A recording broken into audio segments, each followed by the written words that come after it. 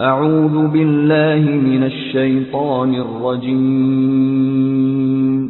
بسم الله الرحمن الرحيم. Surah 16. An-Nahl, the bee. Meccan period. Title. The title of this surah is derived from the word bee, which occurs in verse 68. Your Lord inspired the bee. Like other surahs, the title merely distinguishes one surah from another. It bears no reference to its contents. Period of revelation. There are several pieces of internal evidence which suggest the period of the surah's revelation. For instance, verse 41 reads, "Those who have forsaken their homes for the sake of Allah after enduring persecution." This verse clearly indicates that the surah was revealed after the migration to Abyssinia. Likewise, verse 106 makes a reference to anyone who disbelieves in Allah after having had faith. This is also significant as it indicates that the believers have been under a state of persecution for a long time. As a result, the following question arose among their ranks. How should one judge those who were coerced under the pressure of unendurable persecution into disbelieving? Verses 112 to 14 of the surah read, Allah sets forth the parable of the people of a town who were secure and content, and whose sustenance came in abundance from every quarter. But then the people of the town showed ingratitude towards Allah for His bounties, so Allah afflicted them with hunger and fear in punishment for their evil deeds. Most certainly a messenger came to them from among them, but they rejected him, calling him a liar. Therefore, chastisement seized them while they were engaged in wrongdoing. So eat out of the lawful and good sustenance that Allah has bestowed upon you, and thank Allah for His bounty if it is Him that you serve. These verses indicate that the great famine of Mecca, which began after the designation of Muhammad, peace be upon him, as the messenger of God, had ended before the surah was revealed. There is also an allusion to verse 115 of this surah in verse 119 of Al-An'am. Similarly, there is allusion to verse 118 of this surah in verse 146 of Al-An'am. Thus it appears that both surahs An-Nahl and Al-An'am were revealed around the same time. In light of the above pieces of internal evidence, it may be deduced that this surah was revealed in the last phase of the period of the Prophet's life in Mecca. The surah's contents also corroborate this point. Major themes. The surah is mainly concerned with the following purposes: to refute polytheism, to affirm God's unity, to warn people of the dire consequences of rejecting the call of the prophets, and to reproach those who seek to oppose the truth. Subject matter. The surah opens without any preliminary remarks and instead with a severe warning. The Meccan unbelievers asked the Prophet, peace be upon him, why they had not been seized by God's scourge, of which they had been warned earlier. They expressed curiosity as to why no scourge had struck them, even though they had rejected the Prophet, peace be upon him, had called him a liar, and were openly opposed to him. They made this statement thinking that it was a persuasive proof of the falsity of Muhammad's claim to be a prophet, peace be upon him. In response, the unbelievers were told that God's scourge was about to be let loose upon them. It was therefore foolish of them to constantly clamor for God's scourge to seize them. They should rather make good use of the time they still had to grasp the message and mend their ways accordingly. This warning is followed by a discourse aimed at driving home to people the basic message of Islam. The following subjects are discussed one after the other. 1. The truth of monotheism and the falsity of polytheism are driven home to people with the help of persuasive arguments and by drawing attention to a myriad of signs in the universe as well as in man's own being. 2. The objection, doubts, pseudo-arguments, and pretexts of the unbelievers are taken up one by one and repudiated. 3. The unbelievers are warned of the dreadful consequences of their persistence in falsehood and their arrogant rejection of the truth. 4. A blueprint of the reform that the Prophet's message seeks to bring about in human life at both a moral and practical level is outlined in succinct and convincing terms. The polytheists who claim to believe in God are informed of the requisites of such a belief. Belief in God does not consist merely of verbally assenting to a set of metaphysical propositions. Rather, it makes a number of demands which should be evident from a man's beliefs, his morals, and his practical life. 5. The Prophet, peace be upon him, and his companions are being consoled and encouraged. They are also being told how they should face the campaign of opposition and persecution launched by the unbelievers.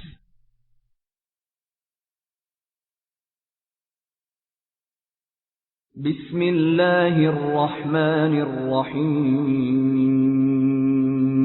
In the name of Allah, the most merciful, the most compassionate. أتى أمر الله فلا تستعجلوه سبحانه وتعالى عما يشركون.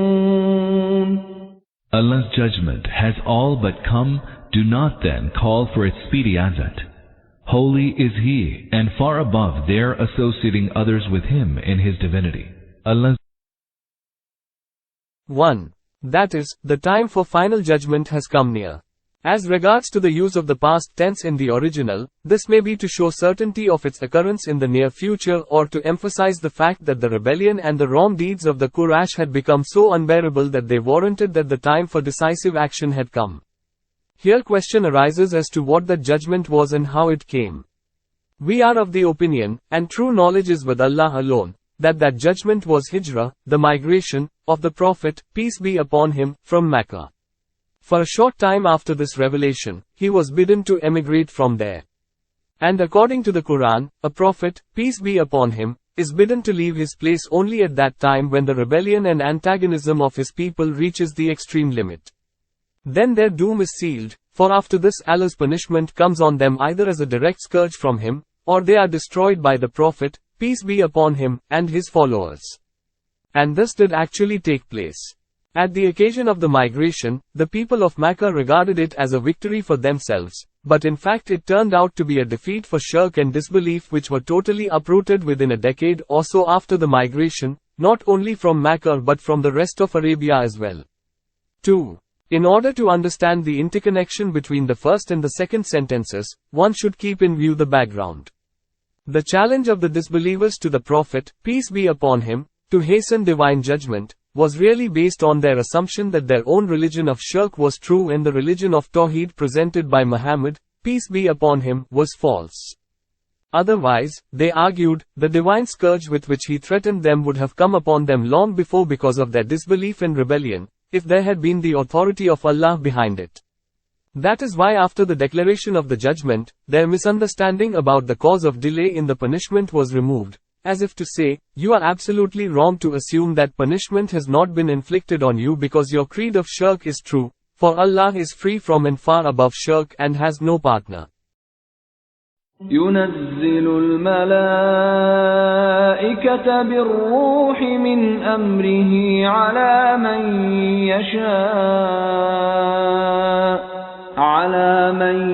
يشاء من عباده أن أنذروا أنه لا إله إلا أنا فاتقون. He sends down this spirit of prophecy by His command through His angels on any of His servants whom He wills, directing them, warn people that there is no deity but me, so hold me alone in fear. 3. This means the spirit of prophethood with which a prophet is imbued in order to fulfill his mission by word and deed. The Quran has called this the spirit in several places, for this has the same relation to the mission of a prophet and his moral life, which the soul has to the physical human life. 4. As one of the things, which prompted the disbelievers to challenge the Prophet, peace be upon him, for scourge, was their presumption that he was not a true prophet. Allah told them categorically that he was a true prophet who had been imbued with the Spirit which we had sent down on him. Spirit of his command, upon whom he wills. This is the answer to the objections which the chiefs of the Quraysh used to raise against the Prophet, peace be upon him. Had Allah wanted to send a messenger to them, was there no one better than Muhammad, peace be upon him, son of Abdullah, for this mission? Why did he not choose one of the big chiefs of Makkah or Taf for the purpose? Such absurd objections needed no other answer than this. That is why such an answer has been given in several places of the Quran, as if to say, Allah knows best how to do His work, and does not stand in need of any advice from you. He chooses for His mission anyone whom He considers fit for it. 5. This verse declares the essence of the spirit of prophethood, which is this: Godhead belongs to one Allah alone, so only He is worthy of fear. Therefore, there is no other anchor that might make fast and hold together human moral system than His fear. For it is the fear of His displeasure and His punishment, and the fear of the consequences of His disobedience which alone can act as a strong deterrent to restrain one from deviation. That is why mankind has been admonished, fear me. خلق السماوات والأرض بالحق تعالى عما يشركون. He created the heavens and the earth with truth. Exalted is He above whatever they associate with Allah in His divinity. 6. That is to say, the entire system of the earth and the heavens is a witness to the truth of the doctrine of Tawheed and to the negation of shirk. You may look at anything in the universe and consider the system from any point of view you like, you will find proof of this fact that it is being run by one God and not by many gods. Then how is it that you believe in shirk when there is no proof whatsoever of this in the universe? As a fitting sequence of this, proofs of Tawheed and refutation of shirk have been given from man himself and from other signs in the universe, and it has also been shown that prophethood is based on truth. خلق الإنسان من نطفة فإذا هو خصيم مبين. He created man out of a mere drop of fluid, and lo, he turned into an open wrangler.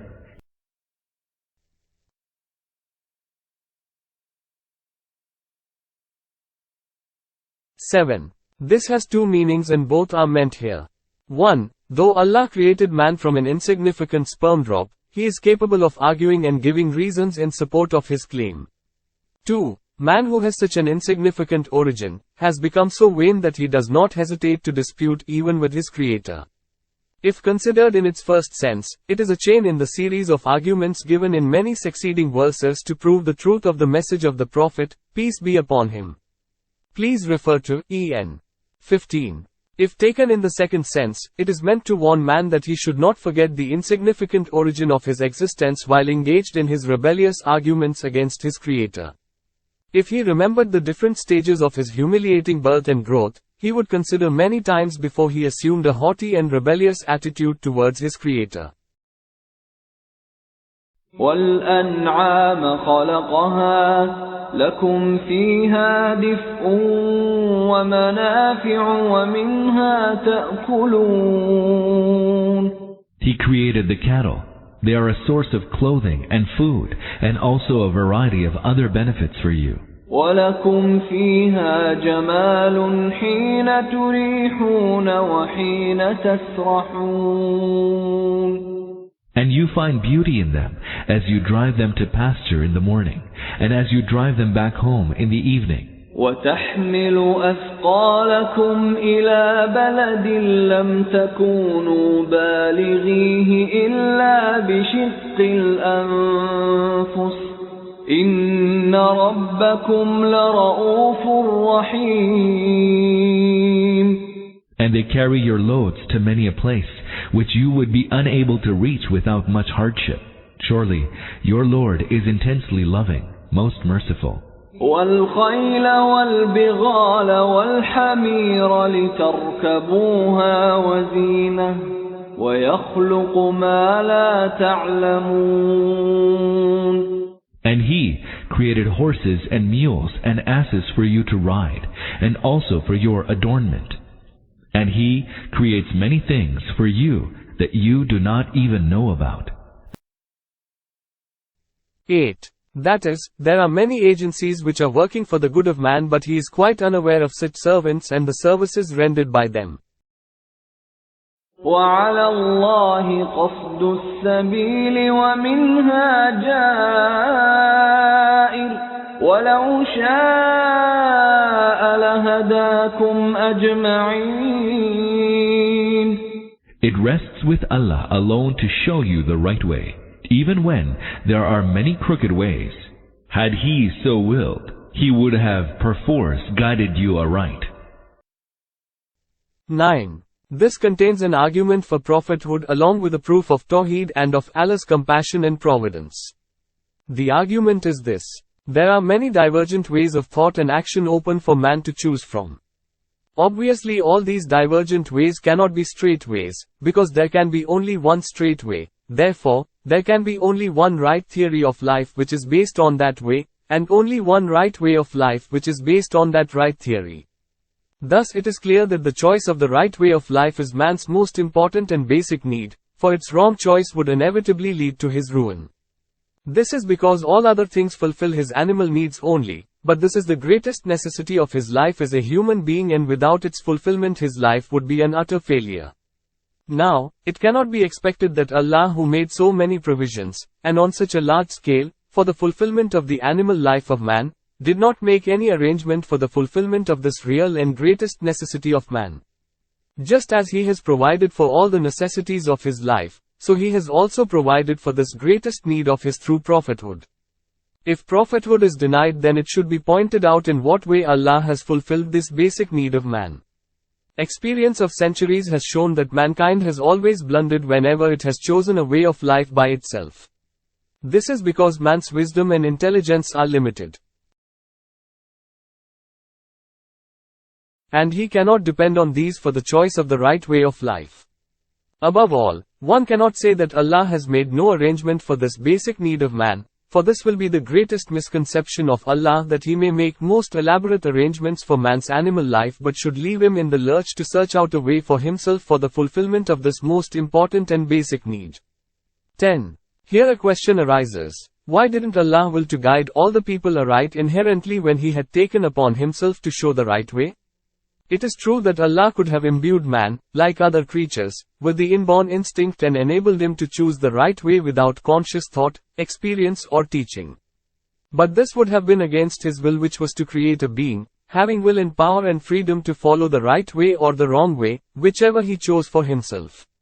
This is why He has been endowed with different means of knowledge and power of conscious thought, deliberation and will, and has been empowered with the authority to make use of all powers in him and all things around him. Moreover, He has placed in him and all around him such factors as might lead him to guidance or deviation. All these things would have become meaningless, had he been created righteous by birth, and he could never have attained the heights of progress, which can be achieved only by the right use of freedom. That is why Allah has chosen prophethood for man's guidance, and left him free to follow or reject the prophet. This is a test by means of which Allah judges whether man accepts the guidance that is presented to him in a rational way. هو الذي أنزل من السماء ماء لكم منه شراب ومنه شجر فيه تسيمون. He it is who sends down water for you from the sky, out of which you drink, and out of which grow the plants on which you pasture your cattle. ينبت لكم به الزرع والزيتون والنخيل والأعناب ومن كل الثمرات إن في ذلك لآية لقوم يتفكرون. And by virtue of which He causes crops and olives and date palms and grapes of all kinds of fruit to grow for you. Surely, in this there's a great sign for those who reflect.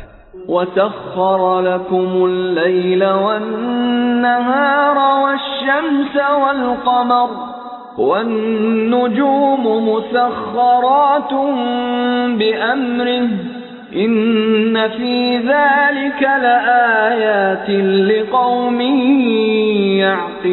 يَعْقِلُونَ. He has subjected for you the night and the day, and the sun and the moon, and the stars have also been made subservient by His command. Surely, there are signs in this for those who use their reason.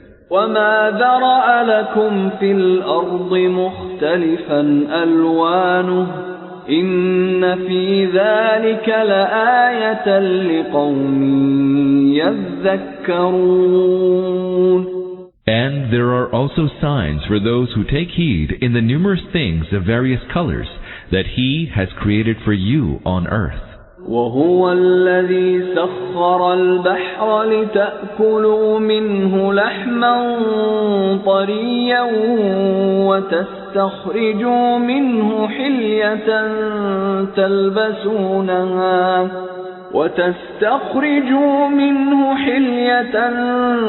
تلبسونها وترى الفلك مواخر فيه ولتبتغوا من فضله ولعلكم تشكرون. And He, it is who, has subjected the sea that you may eat fresh fish from it, and bring forth ornaments from it that you can wear. And you see ships plowing their course through it, so that you may go forth seeking His bounty, and be grateful to Him. 11. That is, try to get your sustenance in lawful ways.